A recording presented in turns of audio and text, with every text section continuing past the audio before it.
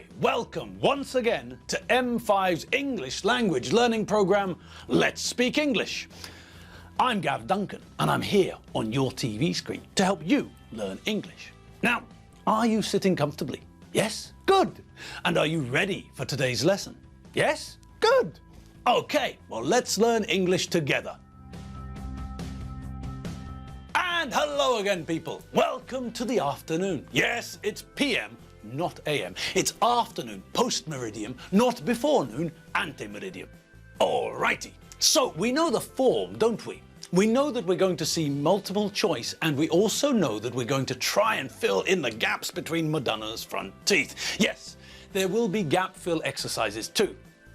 And yesterday, we looked at a multiple choice question together. So, well, it seems only logical to have a look at an example gap fill text together today. So, if you're all ready, let's see the text. And it's an easy one. It's a text about my life. Easy peasy. I was born, doodaloo, London, doodaloo, 1970. I lived in the UK, doodaloo, I was 23. I doodaloo to Hungary, doodaloo, 1993. I doodaloo my girlfriend, and she became my wife, doodaloo, 1998. We got married, doodaloo, Las Vegas. In 2014, I applied for doodaloo citizenship. I doodaloo the exam and doodaloo a Hungarian citizen, doodaloo 2014. 1. Hungarian. 2. In. 3. Until. 4. Move. 5. Marry. 6. In. 7. In. 8. Become. 9. Pass. 10. In. 11. In. 12. In. Blimey, lots of ins. Yes, that's a very popular preposition, isn't it? Okay, so, as we did yesterday, let's go through this one together too, so that we all know what we're doing or trying to do. Okay, so let's break the text up a little bit. Let's take the first sentence first. I was born, doodaloo, London, doodaloo, 1970. Well, that's a pretty simple sentence for us to finish, isn't it? Yes. We've got an idea connected to an event which took place at a certain time. Now look at the list of words we're meant to use and see if any of those words seem to fit the sentence.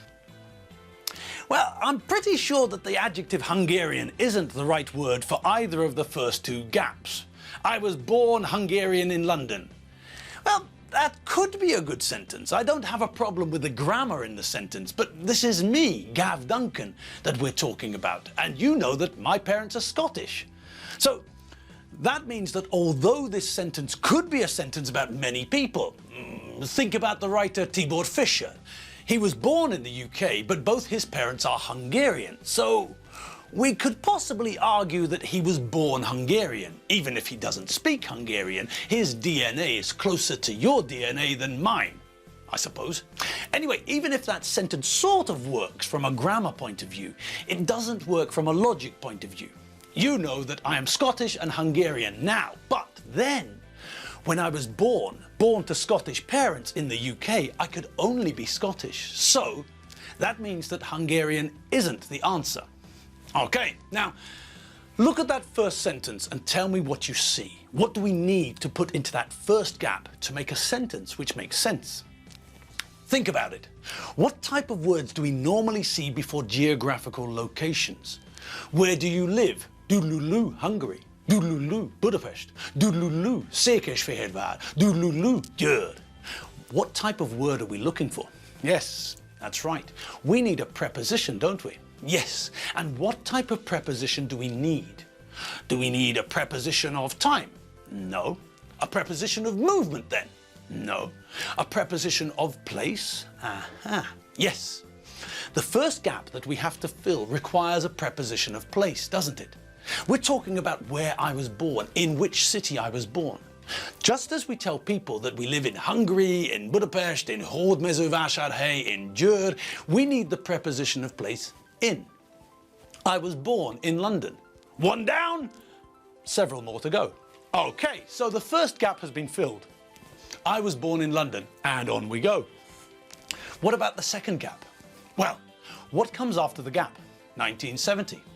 All right, so logically, what should come before this year?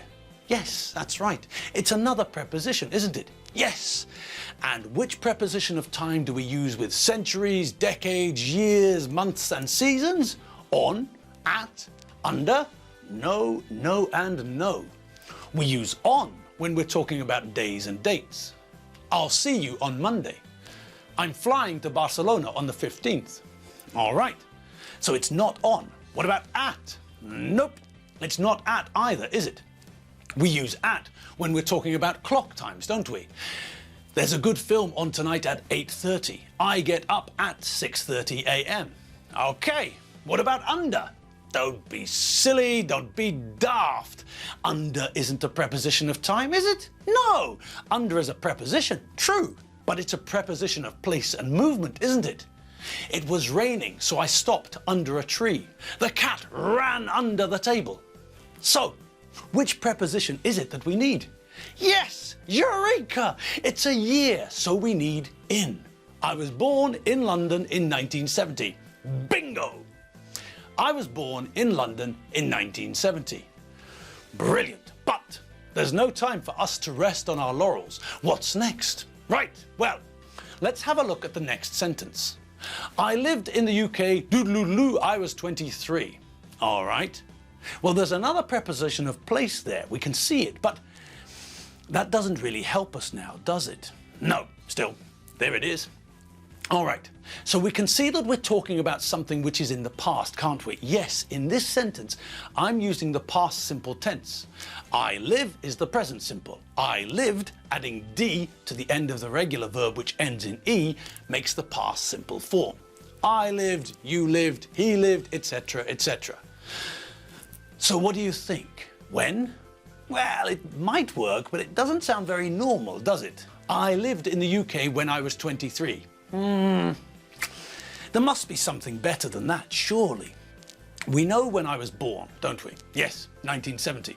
Okay, now connect the two ideas together. I was born in London, a city in the UK. Well, the capital city of the UK, and I did something there up to a certain point. I lived there up to the age of 23.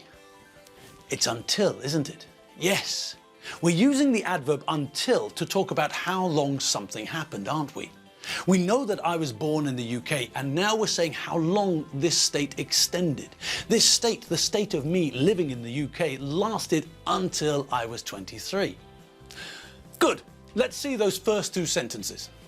I was born in London in 1970. I lived in the UK until I was 23. Ah, right, and on we go. Now the next one is easy, isn't it? We know that I lived in the UK from 1970 until 1993. We know that I left the UK when I was 23. So, what do you think about the next couple? I doodaloo to Hungary, doodaloo 1993. Well, the second one's very easy, isn't it? Yes, it's in again, isn't it? We're talking about when, in which year something happened, in 1993. Okay, now what happened in that year? Well, I left the UK and came to Hungary. Yes, but it's not the past simple form of the verb to come, is it? No, we don't have that in our list, do we? No, we know that the past simple form of the verb to come is irregular. We know that come changes to came, but we can't see came in our list. Okay, so it must be another word, mustn't it? Yes. And what type of word? It's a verb, isn't it? Okay, now which verbs can we see in the list? Well, there's more than one, isn't there? We've got the verb to move, to marry, to become, and to pass. Okay, which one do you think it is? Well, it's not marry, is it? We don't use marry with to. You can say to get married to someone, but that's not in the text. Okay, what about pass? I passed to Hungary? Nope. Again, we don't use pass with to. I can pass something to you, but that's a different idea. What about become? I become to Hungary? Baboon speak. So there's only one left, and it's the only one which makes sense, the verb to move. Yes, I left the UK and moved to Hungary. Regular verb ending in E. To make the past simple tense, add not ed, but just d. Move becomes moved. Let's see it. I moved to Hungary in 1993. All right, next. Ooh, it's a long one. Okay, no problem. Even if it's longer, that'll probably give us more information, so it might make it easier. Let's see it. I doodloo my girlfriend, and she became my wife. Doodloo 1998. Now this one's really easy. This one is simple. Start at the end and work backwards, people. Just follow the logic. So, look for the most important word in the second half of the sentence. Wife. Okay, now move towards the front of the sentence, and what other very important word can you see? Yes, that's right, girlfriend. Okay, so time for logic. How does a girlfriend become a wife? What happens to make one turn into the other? Yes, it's another verb. And which one is it? Yes, the verb to marry. If a man marries his girlfriend, she becomes his wife. If a woman marries her boyfriend, he becomes her husband. Okay, verb to marry ends in consonant plus y, which means that when we use it in the past simple, we remove the y and add ied. Marry becomes married. Good.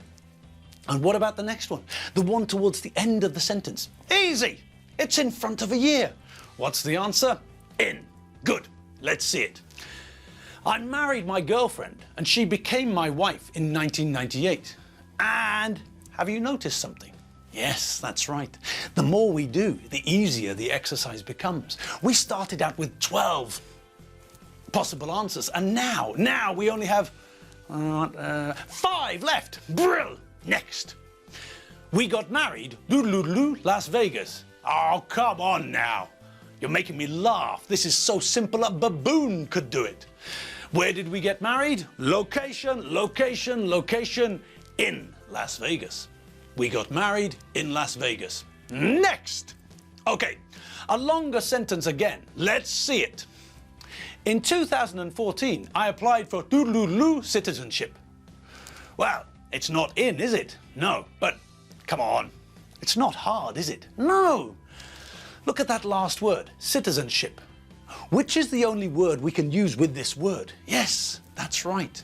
If we're talking about citizenship, then we're talking about someone's national identity. If we're talking about someone's national identity, then we're talking about their nationality. And which word do we have in our list of words which is a nationality? Yes, that's right, bingo fans. It's Hungarian. Let's see it. In 2014, I applied for Hungarian citizenship. Boom! Next, last one, easy. We've just got enough time. I doodloo the exam and doodloo a Hungarian citizen, doodloo 2014. Okay, what's an exam? It's a test. Good. And which verbs do we use with exams?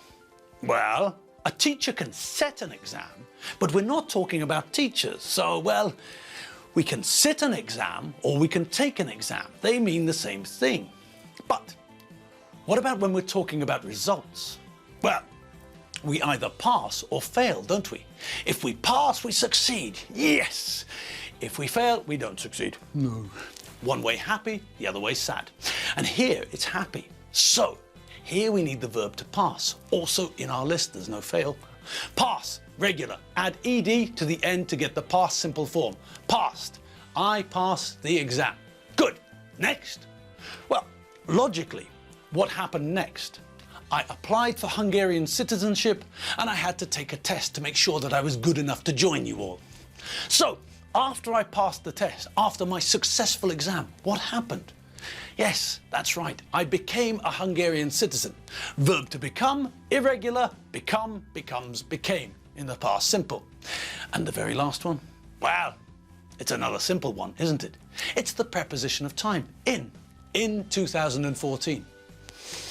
Done. I was born in London in 1970. I lived in the UK until I was 23. I moved to Hungary in 1993. I married my girlfriend and she became my wife in 1998. We got married in Las Vegas. In 2014, I applied for Hungarian citizenship. I passed the exam and became a Hungarian citizen in 2014. And just in time. Yes, folks, it's true. We're out of time once more. Thanks for watching. See you all tomorrow for more fun and games. Have fun. Check out the website and I'll see you all back here tomorrow. See you tomorrow. See you later. Bye.